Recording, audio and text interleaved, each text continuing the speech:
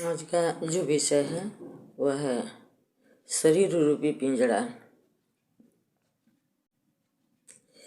ए जियरा तू अमर लोक से परियो काल बस अइहो हो। मनय स्वरूपी देव निरंजन तो ही राखे भर माई हो। 5-25 3 का पिंजड़ा तामे तो को राखे हो। तो को बिसर गई शुद्धि घर की महिमा यापन भाखे हो। यह शरीर को 5 तत्वों 25 प्रकृतियों और 3 गुणों से निर्मित पिंजड़ा कहा गया है, जिसमें आत्मा अमर रोग से आकर कैद हो गई है। मन जीव पर इस तरह हावी है कि उसे अपने घर की याद ही नहीं रही। गुणों का भिन्न भिन्न संयोग के कारण जीवधारियों को शरीर भी भिन्न भिन्न प्रकार के हैं।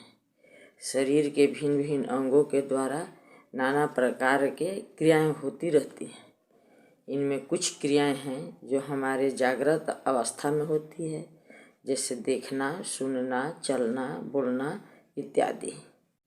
दूसरी जो क्रियाएं हैं वह ऐसी है जो हमारे शरीर में अनवरत होती रहती है, जिनके हेतु हमें प्रयत्न या इच्छा नहीं करनी पड़ती, जैसे श्वास प्रश्वास की क्रिया, पाचन क्रिया, रक्त संचालन आदि। ये सब स्वतः होती है। मन की चंचलता अति प्रसिद्ध है। नींद में भी मन की क्रियाशीलता के कारण हम स्वप्न देखते हैं। केवल सुषुप्ति में ही मन निष्क्रिय होता है। हमारे सारे पूर्व अनुभव चित्त में संचित रहते हुए चित्त में ही नाना प्रकार की वृत्तियों का उत्थान होता है। मन, बुद्धि, चित्त और अहंकार को अंतःकरण कहते हैं।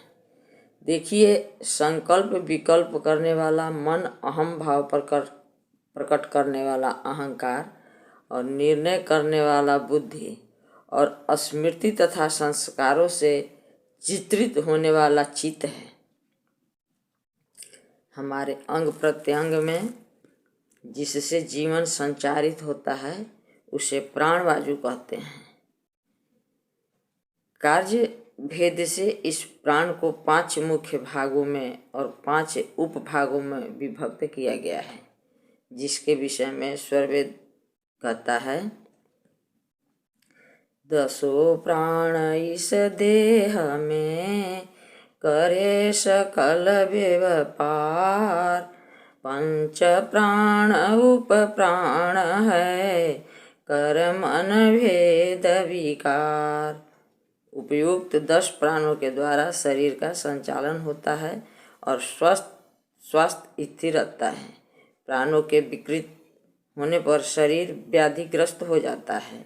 बाहरी जगत का ज्ञान हमें सुनकर, छूकर, देखकर, चखकर और सूंघकर होता है। जिन अंगों से क्रियाएं होती है वे ज्ञानेंद्रियां कहलाती हैं। ये 5 हैं: कान, त्वचा, आँख, जिह्वा और नाक। इनके विषय जो हैं वह है शब्द, स्पर्श, रूप, रस और गंध। बोलिए सद्गुरुदेव भगवान की जय।